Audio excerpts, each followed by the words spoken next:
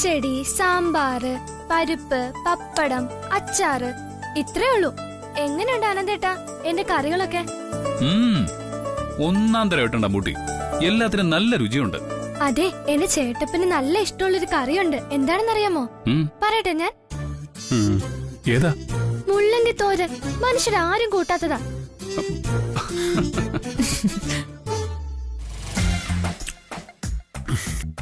ഒന്നിനും ഒരു രുചിയില്ല. പശു പുല്ല് തിന്നുന്ന പോലെ അങ്ങ് തിന്ന. പിന്നെ മുള്ളങ്കി തിന്നാലെന്ത് അല്ല ആനന്ദ്? ദേ, അത്താഴത്തിനിടയിൽ കലഹം വേണ്ടാട്ടോ. അല്ലെങ്കിൽ നിന്റെ പേര് കലഹക്കല എന്നാണല്ലോ. ഏതായാലും എനിക്ക് സമാധാനമായി. അതെന്താ? കല്യാണി വന്നോണ്ട് നാളെ മുതൽ രുചികരമായ ആഹാരം കഴിക്കാം. ചുമ്മാ തൊട്ടാവാടിയെ പോലെ ആവല്ലേ അമ്പൂട്ടി. ഇതൊക്കെ ചുമ്മാ അമ്പൂട്ടിയെ ദേഷ്യം പിടിപ്പിക്കാനുള്ള ചേട്ടന്റെ ഓരോ നമ്പറുകളല്ലേ. തൊട്ടാവാടിയോ അമ്പൂട്ടിയോ? രാവിലെ കണ്ടതല്ലേ അവളുടെ തൊട്ടാവാടി തരം. അയ്യേ, നിങ്ങളൊക്കെ ഇരിക്കുന്നോണ്ടാ ഇപ്പൊ എന്നോട് ഇങ്ങനെ കത്തിക്കേറുന്നത്. ഒറ്റയ്ക്കാവുമ്പോ എന്റെ മുന്നിൽ വെറും പൂച്ചയാ.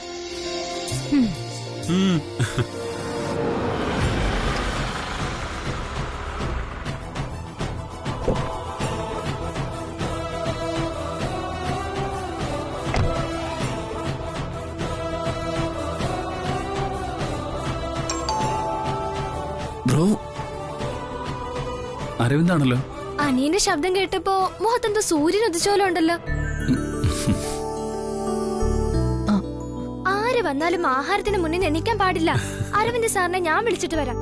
വേണ്ട വേണ്ട, നിങ്ങൾ കഴിക്ക. ഞാൻ പോയി അവനെ കാണാം.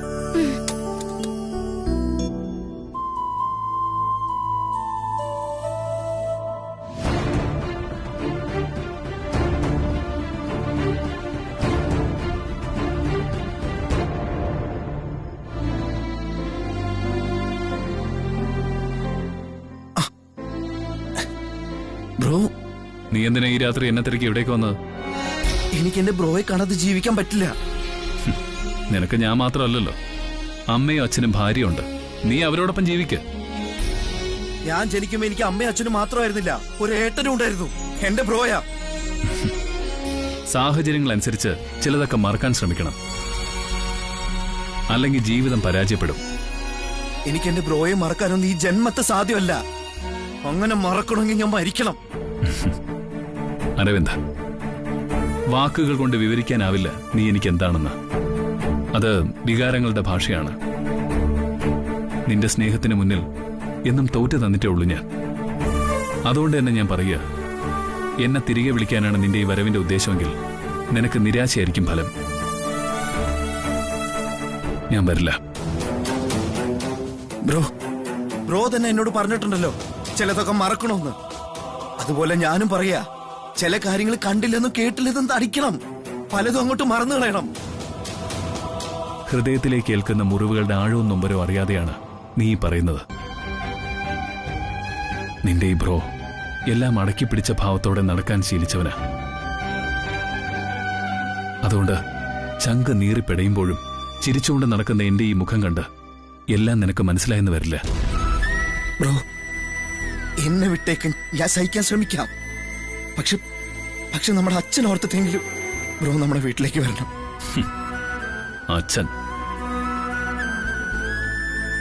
അച്ഛനെ വിശ്വസിച്ചത് എനിക്കെന്റെ ജീവിതത്തിൽ പറ്റിയ ഏറ്റവും വലിയ തെറ്റ്. ഭാര്യയുടെ വാക്കുകൾ കേട്ട് ഒന്നും ചെയ്യാനാവാതെ മുഖം നഷ്ടപ്പെട്ടു പോയ ആളാണ് നമ്മുടെ അച്ഛൻ. അച്ഛൻ ധരിച്ചിരിക്കുന്ന മുഖംമൂടി ഇനി ഈ ജന്മത്തെടുത്ത് മാറ്റാൻ പറ്റാത്തതാ. എന്താണിത് നീ അങ്കിളിനെ തെറ്റിദ്ധരിച്ച് സംസാരിക്കുന്നേ? തെറ്റിദ്ധരിച്ചെന്നോ? ഞാനോ? എനിക്കെല്ലാം ശരിയായിട്ടുള്ള ധാരണയാ. എന്റെ അച്ഛന്റെ യഥാർത്ഥ മുഖം കണ്ട ഒരേ ഒരാൾ ഞാൻ മാത്രമായിരിക്കും. ബ്രോ എന്തൊക്കെ പറയുന്നേ? ഞാൻ പറയുന്നത് സത്യങ്ങൾ. നിനക്കറിയോ അരവിന്ദ്, എനിക്കെന്റെ കുഞ്ഞിനെ നഷ്ടപ്പെട്ടതിന്റെ കാരണം, അതിന് കാരണം നമ്മുടെ അച്ഛൻ അവൾക്ക് കൊടുത്ത ടാബ്ലറ്റാ.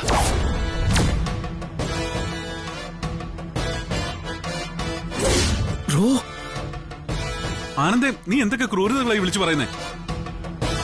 അങ്കിളിനെ കുറിച്ച് ഇങ്ങനൊന്നും പറയരുത്. പറയരുതെന്നോ? എന്റെ ഈ കണ്ണുകൾ കൊണ്ട് ഞാൻ കണ്ട കാര്യം പറയരുതെന്നോ? എത്ര തന്ത്രപരമായിട്ടാണെന്നോ അച്ഛൻ ആ ഗുളിക അവൾക്ക് കൊടുത്തത്.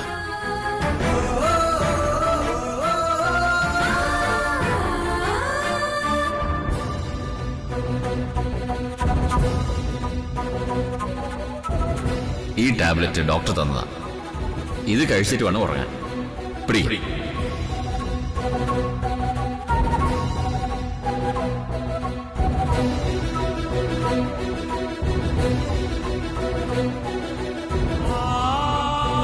കല്യാണിയുടെ ഉദരത്തിൽ പിറവി കൊണ്ട കുഞ്ഞ് എന്റെ കുഞ്ഞ്, അച്ഛന്റെ പേരക്കുട്ടി. ആ കുട്ടിയെ അതിന്റെ അപ്പൂപ്പൻ കൊന്നൊടുക്കിയത്. ഇത്തരം ഹൃദയമില്ലാത്ത ദുഷ്ടന്മാർ ജീവിച്ചിരിക്കുന്ന പ്രേതാലയത്തിലേക്ക് ഇനി ഞാൻ തിരിച്ചു വരണോ?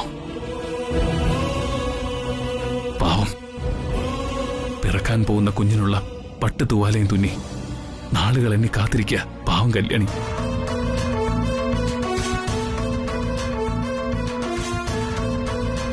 അതുപോലെ നീ പക്ഷം പിടിക്കുന്ന നിന്റെ അച്ഛൻ നിനക്ക് പ്രിയപ്പെട്ടതാണെങ്കിൽ അതുപോലെ തന്നെ പ്രിയപ്പെട്ടതാ കല്യാണിക്ക് ദാസേട്ടൻ.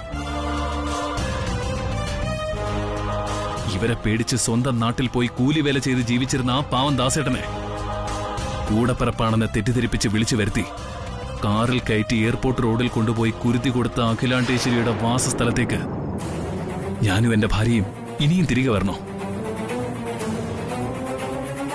ഒരു കളങ്കം അറിയില്ലാത്ത ആ പാവം ദാസേട്ടന് നമ്മുടെ അമ്മയും അച്ഛനും ദൈവങ്ങളായിരുന്നു. അമ്മ ദേവിയായിരുന്നു. ആ ദേവിയാ രക്തം കുടിക്കുന്ന യക്ഷിയായി വേഷം മാറി ദാസേട്ടനെ കൊന്നത്. ഈ മഹാപാപങ്ങളൊക്കെ ഇവരെവിടെ കൊണ്ടുപോയി കഴുകിക്കളയുന്ന അരവിന്ദ്?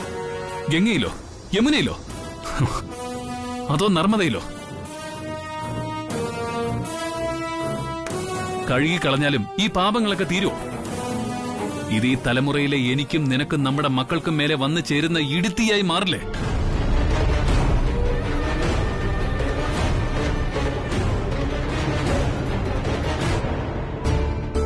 വേണ്ട വേണ്ട, എല്ലാം ഞാൻ എടുത്തോളാം. വേണ്ട, ഞാൻ തന്നെ എടുത്തോളാം. വേണ്ട ചേച്ചി, എനിക്കവരൊന്ന് കാണണം. അവര് ചേട്ടനും അന്യനും കൂടി സംസാരിക്കട്ടെ. പൂച്ചക്ക് എന്താ പൊന്നൊരുക്കുന്നിടത്ത് കാര്യം? ചേച്ചി എന്റെ കൂടെ കിച്ചണിലേക്ക് വന്ന് എന്നെ ഒന്ന് സഹായിക്കേ. ബാ. ശരി അനിയൂട്ടാ, നീ കഴിച്ചിട്ട് വന്നാ മതി കേട്ടോ.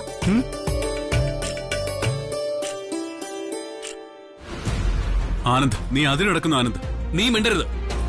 ഞാൻ എന്റെ കൂടപ്പിറപ്പിനോടാ സംസാരിക്കുന്നത്. എനിക്ക് സംസാരിച്ചേ പറ്റൂ. കൂടപ്പിറപ്പ്? എടാ, ഒരേ വയറ്റി പിറക്കാതെ പോയ കൂടപ്പിറപ്പാടാ സുഹൃത്ത്. അതുപോലും മറന്നുപോയല്ലോടാ നീ. സുബ്രു, ഇതിവൻ അറിയാനുള്ളതാ. എന്റെ സങ്കടങ്ങൾ എന്നായാലും അറിയേണ്ടവനാ ഇവൻ.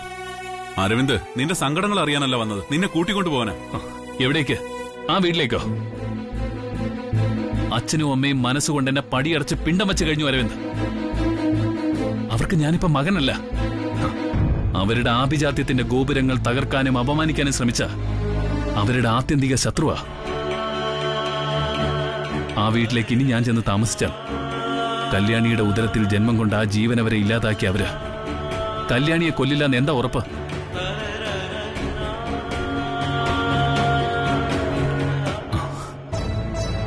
അടക്കി നിർത്താൻ പറ്റാതെ അണക്കെട്ട് പൊട്ടും പോലെ നിന്നോട് ഞാനിതൊക്കെ പറഞ്ഞുപോയി. വേണ്ടായിരുന്നു. അവർക്ക് വേണ്ടാത്ത എന്നെ നിനക്കും വേണ്ട അരവിന്ദ്. നീ എന്നെ മറന്നേക്ക്.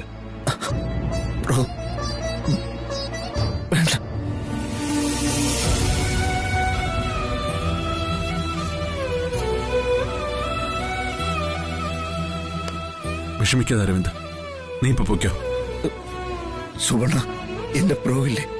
ബ്രോയില്ലാതെ എനിക്ക് പറ്റില്ല. നീ ഇല്ലാതെ ആനന്ദ് ഉണ്ടോടാ? എല്ലാം ശരിയാവും. നീ ഇപ്പൊ ചെല്ല്. ഞാനല്ല പറയുന്നത്. ഇപ്പൊ കല്യാണി ഒന്നും അറിയണ്ട. ചെല്ല്.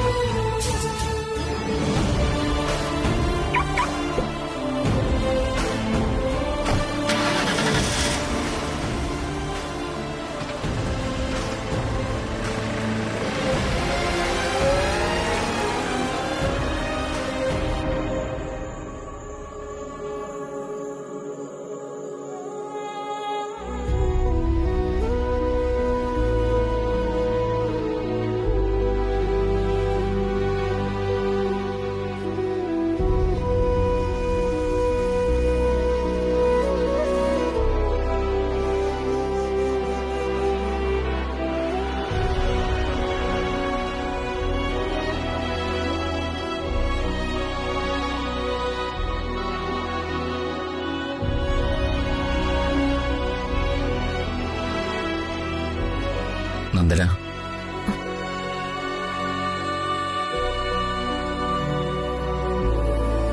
എന്റെ മരുമകൾ എന്ന അധികാരം ഉപയോഗിച്ച് ഞാൻ പറയുകയാണ്.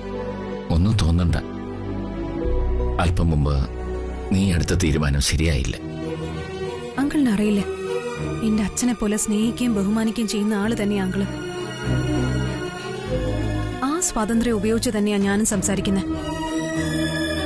ഇവിടുത്തെ പല കാര്യങ്ങളും എനിക്ക് സഹിക്കാൻ പറ്റാത്തതാ. മോളെ, അഖില എന്റെ ഭാര്യയാണ്. ഇണങ്ങിയും പിണങ്ങിയും ഇത്രയും വർഷം അവളോടൊപ്പം ജീവിച്ച എനിക്ക് അവളുടെ മനസ്സ് കാണാപ്പടം പോലെ അറിയാം. അഖിലയ്ക്ക് ദാസിനോട് ഒരു പകയുമില്ല. അഖില ദാസിനെ കൊന്നിട്ടുമില്ല. എങ്കി പിന്നെ അഖിലാന്റി ദാസേട്ടൻ മരിച്ച ആ രാത്രിയില് അവിടേക്ക് എന്തിനു പോയി? അതും ആ സമയത്ത്. അതിനെപ്പറ്റി അഖില വ്യക്തമായി എന്നോടൊന്നും പറഞ്ഞിട്ടില്ല. ഏതായാലും എന്റെ അഖില അങ്ങനെ ഒരു ക്രൂരത ചെയ്യില്ല, എനിക്ക് ഉറപ്പാ. ആനന്ദിനോടുള്ള സ്വാർത്ഥമായ സ്നേഹം കൊണ്ട് അവനെ അപഹരിച്ചു കൊണ്ടുപോയി എന്ന് തറപ്പിച്ച് വിശ്വസിക്കുന്ന അഖിലയ്ക്ക് കല്യാണിയെ എത്രയൊക്കെ വിചാരിച്ചാലും സ്നേഹിക്കാനും അംഗീകരിക്കാനാവില്ലെന്ന് എനിക്ക് നന്നായിട്ട് അറിയാം. അതിനിപ്പോ കല്യാണി സ്വന്തം രക്തം കൊണ്ട് തുലാഭാരം നടത്തിയാലും അഖില വഴങ്ങില്ല. എന്തു ചെയ്യാം, അതങ്ങനെയായിപ്പോയി.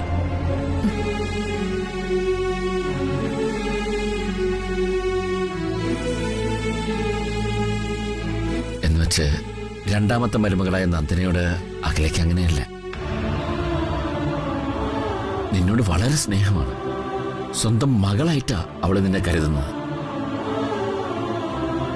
അതുകൊണ്ട് കടുത്ത തീരുമാനങ്ങളൊക്കെ എടുക്കാൻ ശ്രമിക്കുന്നത് തെറ്റാണ്. അതുമാത്രമല്ല, നാളെ നിന്റെ ചെക്കപ്പ് ഡേറ്റ് ആണ്, അത് മുടക്കരുത്. അഖില നിന്റെ കൂടെ വരാൻ നിൽക്കിയ.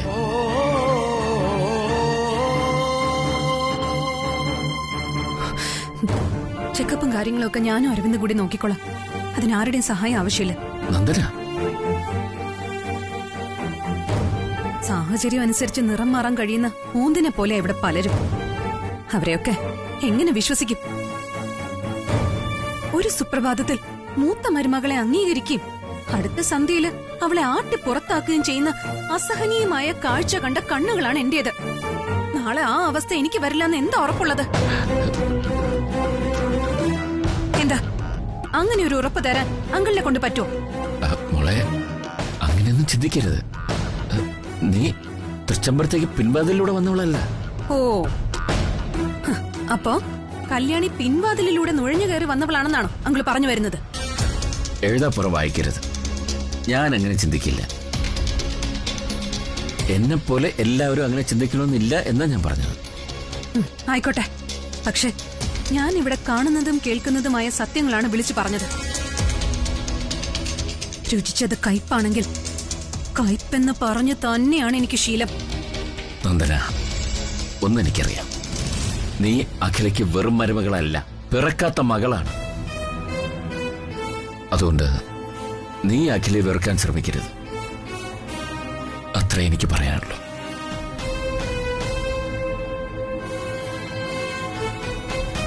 അങ്കിളെ,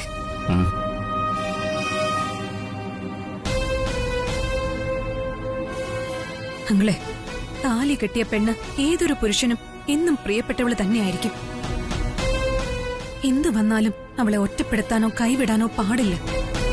അത് തന്നെയാണ് അതിന്റെ ശരി. പക്ഷെ ഒരിക്കലും പൊറുക്കാനാവാത്ത തെറ്റുകൾക്ക് അറിഞ്ഞോ അറിയാതെയോ പോലും കൂട്ടുനിൽക്കരുത്. മോൾ എന്താ പറഞ്ഞു വരുന്നത്?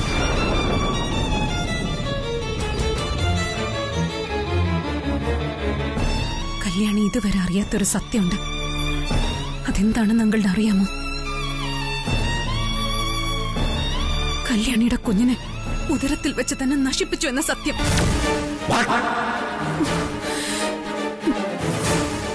എന്താ നീ പറഞ്ഞു വരുന്നത്? സത്യം, പച്ചയായ സത്യം.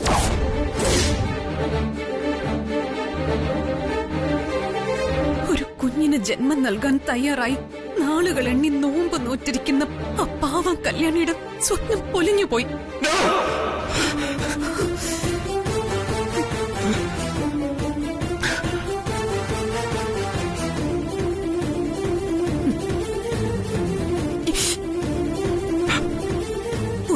അങ്കിൾ അറിയണം. ആ പൂമൊട്ട് താനെ കൊഴിഞ്ഞതല്ല, അതിനെ തല്ലിക്കൊഴിച്ചതാ.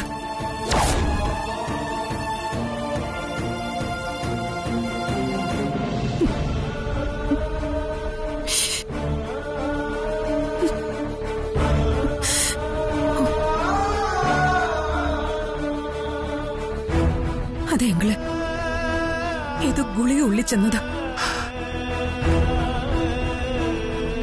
എന്തായാലും കല്യാണി സ്വയം ഗുളിക കഴിച്ച് സ്വന്തം കുഞ്ഞിനെ കൊല്ലാൻ ശ്രമിക്കില്ലല്ലോ. അപ്പൊ പിന്നെ കല്യാണിയോട് തീർത്താ തീരാത്ത പകയുള്ള അഖിലാന്റി അല്ലാതെ മറ്റാരാ കടുങ്കൈ ചെയ്യ?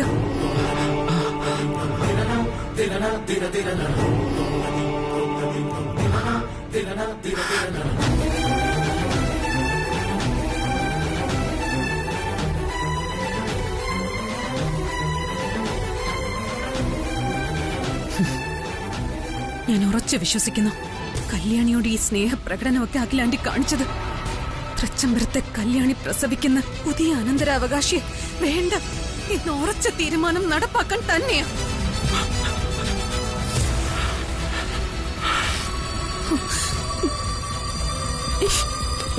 എന്താ ഞാൻ പറഞ്ഞത് സത്യമല്ലേ?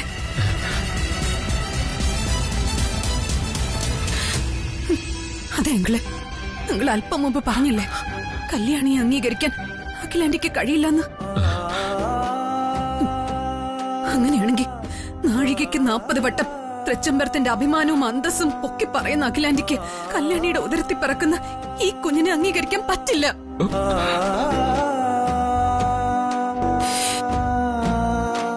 അതിനെ ഇങ്ങനെ കൊല്ലണമായിരുന്നു.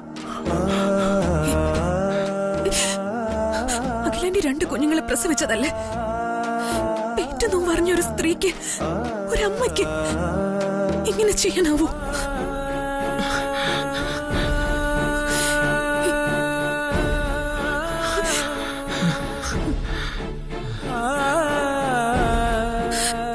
ഒന്ന് നിക്കങ്ങളെ.